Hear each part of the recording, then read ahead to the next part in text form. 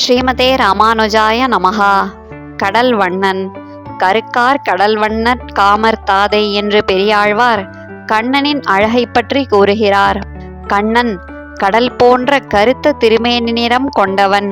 அழகில் சிறந்தவனாக கருதப்படும் மன்மதனை படைத்து அவனுக்கு தந்தையானவன் என்கிறார். காப்பாரும் இல்லை கடல்வண்ணா என்று யசோதை பாவனையில் பெரியாழ்வார் கூறுகிறார். இதை சுவாமி மணவாள மாமுனிகள் கண்ணனிடம், யசோதை, கம்சன் உன்னை கொல்வதற்காக சமயம் பார்த்திருக்கிறான், அதனால் உன்னை காக்க யாரும் இல்லை, நீ அதனால் தனியே எங்கும் போகாதே என்று அன்பால் கூறியதை பெரியாழ்வார் தாமும் பரிவால் கூறுவதாக விளக்குகிறார். கண்ணா என் கார்முகிலே கடல்வண்ணா என்று பெரியாழ்வார் கண்ணனை மழைமேகம் போன்ற வள்ளல் தன்மை கொண்டவனே, கடல் போன்ற திருநிறத்தை உடையவனே என்கிறார். காலிப்பின்னே வருகின்ற கடல்வண்ணன் என்று யசோதை பாவனையில் கூறுகிறார் பெரியாழ்வார். யசோதை மற்ற பெண்களிடம், கடல் போன்ற திருமேனி நிறம் கொண்ட என் மகன் கண்ணன் பசுக்கன்றுகளை மேய்த்து திரும்பி வருகிறான், பசுக்களுக்கு பின்னே அவன் வரும் அழகை வந்து பாருங்கள் என்கிறாள். கடல்வண்ணன் பொறுத்த மலை என்று பெரியாழ்வார் கடல் போன்ற திருமேனி நிறமுடைய கண்ணன் கோவர்தன மலையை தூக்கி பிடித்தான் என்கிறார். மாலிருஞ்சோலை மலை தன்னை கருதி உரைகின்ற கார்கடல் வண்ணன் என்று கருத்த கடல் போன்ற திருமேனி நிறமுடைய எம்பெருமான் திருமாலிருஞ்சோலை மலையில் இதுவே நமக்கு வசிக்க தகுந்த இடம் என்று விரும்பி உரைகிறான் என்றும், அதனால் திருமாலிருஞ்சோலை மலையை கடல்வண்ணன் மலை என்றும் கூறுகிறார் பெரியாழ்வார். கடல்வண்ணன் அம்மான் வல்வினையாயின மாற்றி என்று கடல் போன்ற திருமேனியை உடைய எம்பெருமான் தம்முடைய வலிமையான பாவங்களை போக்கினான் என்கிறார். கடல்வண்ணன் கழலினை காண்பர்களே என்று பெரியாழ்வார் தம்முடைய பாசுரங்களை கற்பவர்களுக்கு பலன் சொல்கிறார். பெரியாழ்வார் கண்ணனை பற்றி அருளிச் செய்த பாசுரங்களை ஓதுபவர்கள் கண்ணனுடைய திருவடிகளை கண்டு அனுபவிக்க பெறுவார்கள் என்கிறார். கடல்வண்ணன் என்பதோர் பேரெழுதி என்று ஆண்டாள் மன்மதனிடம் வேண்டுகிறாள். ஆண்டாள் கண்ணனுடன் தன்னை சேர்த்து வைக்க வேண்டி மன்மதனிடம், கண்டார் களைப்பை ஆற்றும் வடிவழகையுடையவன் கண்ணன், அவனுடைய திருநாமத்தை உன்னுடைய மலர் அம்பிலே எழுது என்கிறாள். அம்பிலே கடல்வண்ணனை ஆண்டாள் ஆசைப்பட்டாள் என்று எழுதி அதை எம்பெருமான் மேல் எய்தால் அவன் தன்னை ஏற்றுக்கொள்வான் என்று ஆண்டாள் நினைப்பதாக சுவாமி பெரியவாச்சான் பிள்ளை விளக்குகிறார். பார்க்கடல் வண்ணனுக்கே பணி செய்து வாழ என்று ஆண்டாள் பூமியை சூழ்ந்திருக்கும் கடல் போன்ற வடிவை உடையவனுக்கே தான் அடிமை செய்து வாழ வேண்டும் என்று விரும்புகிறாள். கட்டியும் கைத்தால் இன்னாமை அருதியே கடல்வண்ணனே என்று ஆண்டாள் கண்ணனை வெறுத்து பேசுகிறாள். ஆண்டாள் தன்னை கோபிகையாக பாவித்து மற்ற பெண்களுடன் மணலில் சிற்றில் இழைத்து விளையாடுகிறாள். அதை கண்ணன் காலால் உதைத்து அழிக்கிறான். அதனால் கரும்பு கட்டியே ஆனாலும் மனம் கசந்து விட்டால் இனிமை தெரியாது. அதேபோல் உன்னுடைய செயல்களால் எங்கள் மனம் வெறுத்து விட்டது. கடல் நீரை காணலாமே தவிர அதை குடிநீராக பயன்படுத்த முடியாது. கடல்வண்ணனான நீயும் எங்களுக்கு அப்படி ஆகிவிட்டாய் என்று கண்ணனிடம் கூறுகிறாள். ஆண்டாள் குயிலை எம்பெருமானிடம் தூது விடுகிறாள். அப்போது கடல்வண்ணனை கூவு கருங்குயிலே என்று கடல் போன்ற நிறத்தையுடைய என்னுடைய காதலன் என்னிடம் வரும்படி நீ கூவ வேண்டும் என்று குயிலிடம் வேண்டுகிறாள். கண்படை கொள்ளில் கடல்வண்ணன் கைத்தலத்தே என்று ஆண்டாள் எம்பெருமானின் திருக்கையில் இருக்கும் பாஞ்சசன்னியம் என்னும் சங்கிடம் உரையாடுகிறாள். அந்த சங்கு உறங்க வேண்டுமெனில் கடல் போன்ற நிறத்தையுடைய எம்பெருமானுடைய கைத்தலத்திலேயே படுத்து கொள்ளும் பாக்கியம் பெற்றிருக்கிறது என்கிறாள். கார்கோடல் பூக்காள் கார்கடல் வண்ணன் என்மேல் உம்மை என்று ஆண்டாள் பூக்களிடம் பேசுகிறாள். எம்பெருமானை பிரிந்து வருந்துகிறாள் ஆண்டாள். அப்போது கருத்த நிறத்திலிருக்கும் கார்கோடல் பூக்களை பார்த்தால் அவளுக்கு கருத்த திருமேனி நிறமுடைய எம்பெருமானின் திருமேனி நினைவுக்கு வருகிறது. அதனால் பிரிவு அவளை மேலும் துன்பப்படுத்துகிறது. அவள் அந்த பூக்களிடம், எம்பெருமான் என்னை துன்பப்படுத்துவதற்காகவே உங்களை படைத்திருக்கிறான் என்கிறாள். அரங்கத்து உரகமேறி கண்வளரும் கடல்வண்ணர் என்று குலசேகர ஆழ்வார் கடல் போன்ற திருமேனி நிறம் கொண்ட எம்பெருமான் திருவரங்கத்தில் ஆதிசேஷன் என்னும் பாம்பு படுக்கையில் பள்ளி கொண்டிருக்கிறான் என்கிறார்.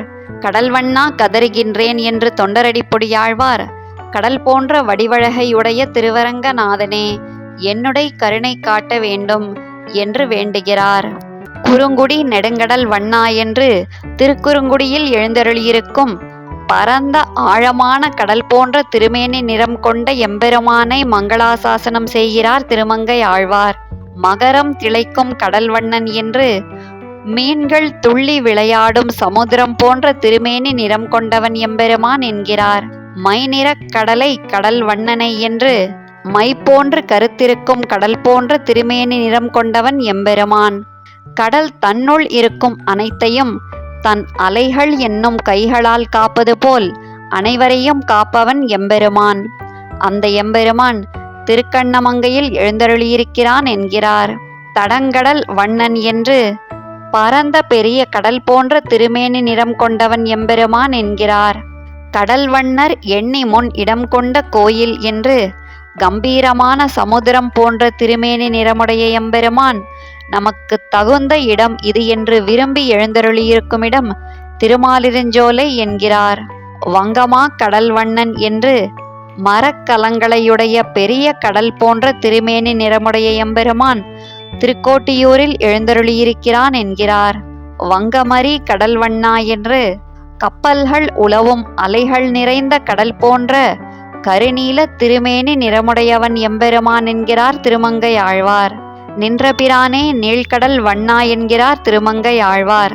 இதை சுவாமி பெரியவாச்சான் பிள்ளை அவதாரங்களில் தன்னை சேவிக்க முடியாமல் காலத்தால் பிற்பட்டவர்களுக்காக திருவேங்கடமலையில் எம்பெருமான் நின்றருளுகிறான்.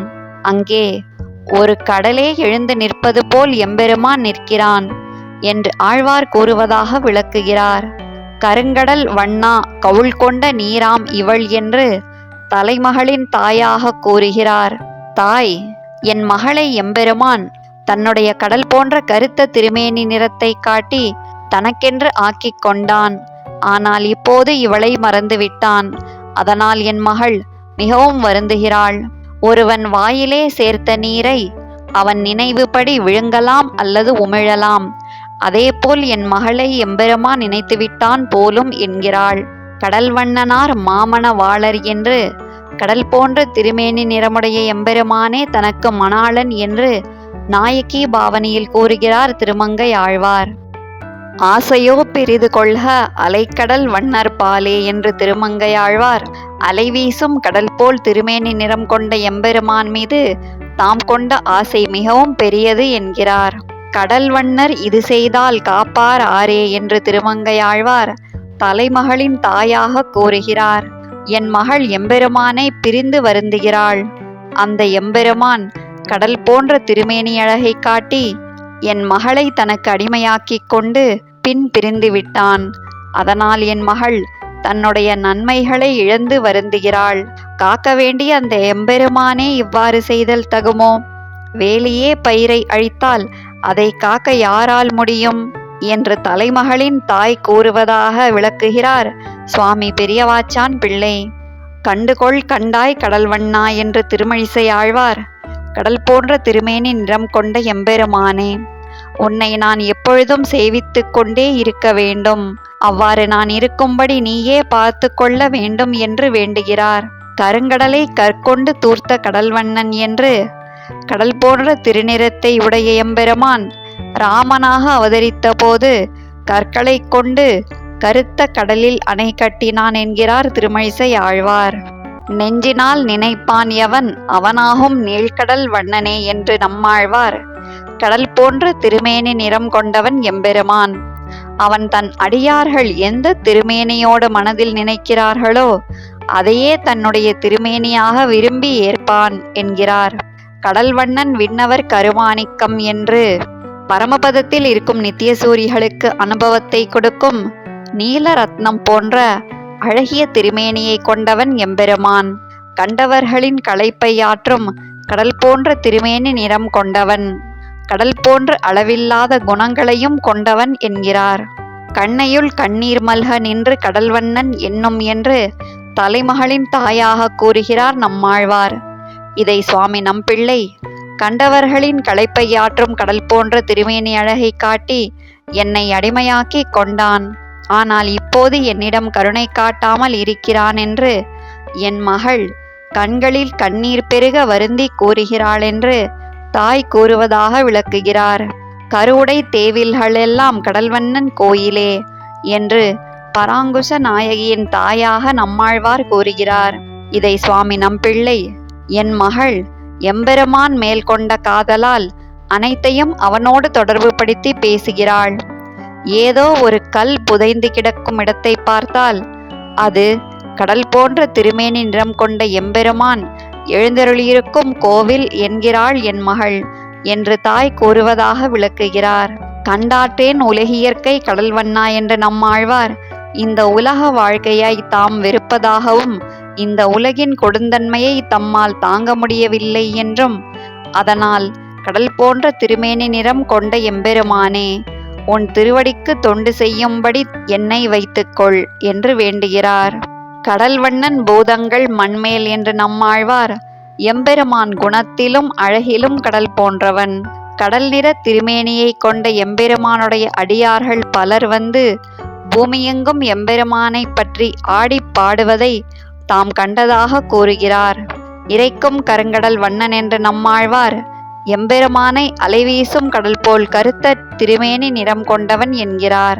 காண்கின்ற கடல்வண்ணன் ஏறக்கொலோ என்று நம்மாழ்வார் தலைமகளின் தாயாக கூறுகிறார். பார்த்தால் பார்த்து கொண்டே இருக்க வேண்டும் என்னும்படியான கடல் போன்ற திருமேனி நிறத்தை கொண்டவன் எம்பெருமான்.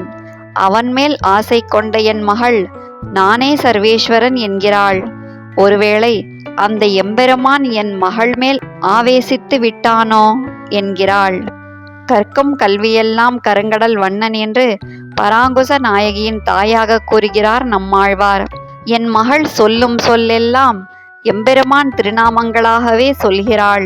அதிலும் அவனுடைய வடிவழகை வெளிப்படுத்தும் கடல்வண்ணன் என்ற திருநாமத்தையே சொல்கிறாள் என்று தாய் கூறுவதாக விளக்குகிறார் சுவாமி நம்பிள்ளை. கடல்வண்ணா கடியை காண் என்று எம்பெருமானுடைய பிரிவை தாங்க மாட்டாமல் கூறுகிறார் நம்மாழ்வார். கடல் தன்னுள் எல்லா பொக்கிஷங்களையும் தேக்கி வைத்து காக்கும் அதே போன்ற தன்மையை உடையவன் எம்பெருமான். ஆனால் அவன் என்னிடம் கருணையை காட்டாமல் கடுமையாக இருக்கிறான் என்கிறார். கடலிடம் கொண்ட கடல்வண்ணா என்று கடல் போன்ற திருமேனி நிறம் கொண்ட எம்பெருமான் திருப்பார்கடலில் பள்ளி கொண்டிருக்கிறான். அது கடலிலே ஒரு கடல் சாய்ந்தார் போல இருக்கிறது என்கிறார் நம்மாழ்வார். ஆழ்வார் எம்பெருமானார் ஜீயர் திருவடிகளே சரணம்.